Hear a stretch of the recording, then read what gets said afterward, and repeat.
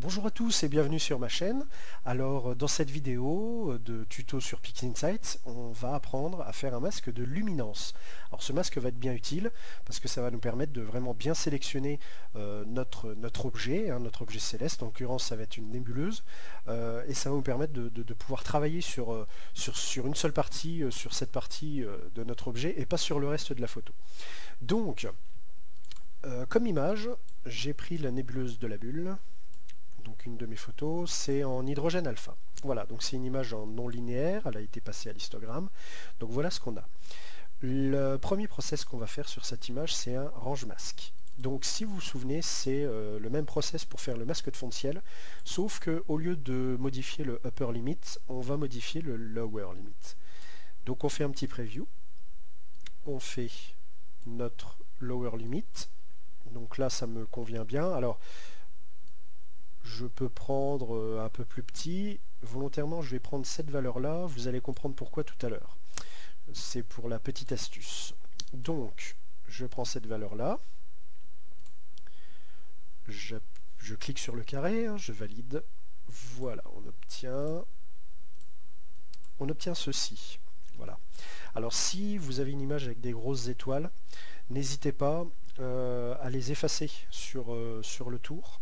Voilà, il faut vraiment que ce soit bien noir. Donc vous prenez Clone Stamp. Je vous avais déjà montré sur une vidéo donc pour le Full Star Mask, la première vidéo. Donc Clone Stamp et puis vous enlevez voilà, les parties blanches. Donc là je ne le fais pas pour gagner un peu de temps, mais voilà, n'hésitez pas, hein, plus c'est propre, mieux c'est. Donc on a cette image-là en sortie du premier process qu'on vient de faire, le Range Mask, et on va faire un petit pixel mat. Alors le pixel mat, on va prendre cette image-là hein, qu'on vient de faire, donc Range Mask 1, vous aurez peut-être Range Mask tout seul, hein, mais moi j'ai un parce que j'ai déjà un Range Mask ici, moins, et notre photo x 0,8, donc notre photo qui s'appelle H, en l'occurrence, dans cet exemple-là, vous aurez certainement d'autres noms. Donc là ça s'appelle H x 0,8. Alors x 0,8, pourquoi? Parce qu'on va prendre 80% de cette image-là, qu'on va soustraire à celle-ci. Donc la formule là, le carré, et ça nous donne ceci. Donc vous voyez, on a retiré toutes les petites étoiles, on a aussi la nébuleuse qui est un petit peu définie, et voilà notre masque de luminance. Voilà. Et appliqué sur notre photo, on va pouvoir travailler. Alors je vais vous le montrer, et voilà. Donc voilà notre masque de luminance qui est appliqué sur notre photo, et là on va pouvoir travailler les courbes notamment, peut-être un petit peu l'histogramme, faire ressortir un petit peu la nébuleuse. Voilà, ça nous permet de travailler seulement sur la nébuleuse et pas sur le reste. Alors je vous fais un petit spoil, ce masque là on va l'utiliser aussi dans un prochain tuto pour le masque de détail. Voilà, donc, je vous le garde en surprise pour la prochaine vidéo. Donc voilà, donc je l'enlève.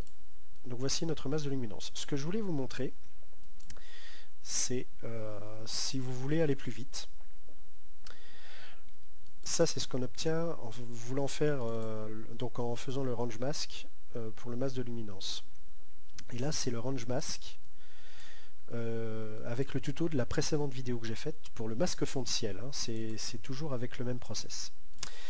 Et vous voyez que en fait les images, eh ben, c'est l'inverse. Quand on a les mêmes valeurs, vous appuyez sur CTRL I, donc là c'est le masque de fond de ciel, vous faites CTRL I, tac, et regardez, vous obtenez le même résultat, à condition que ce soit les mêmes valeurs que vous souhaitez.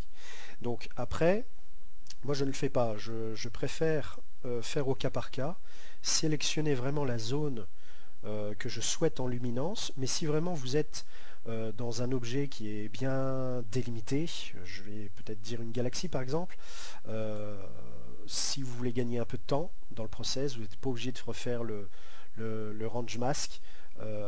Pour le masque de luminance, vous reprenez votre masque fond de ciel et vous faites, donc masque de fond de ciel, vous aurez ça. vous faites CTRL-I, boum, vous avez l'inverse et vous avez tout de suite finalement l'inverse, quoi. Donc au lieu d'avoir le fond de ciel, vous avez votre objet. Voilà. Donc ça revient au même, mais avec les mêmes valeurs. Alors si vous souhaitez vraiment modifier comme vous voulez la valeur, je vous conseille de le faire manuellement, mais clairement vous aurez, si vous faites bien vos process, vous aurez à peu de choses près la même image. Voilà. Donc merci d'avoir regardé cette vidéo, j'espère qu'elle vous sera utile et je vous dis à très bientôt.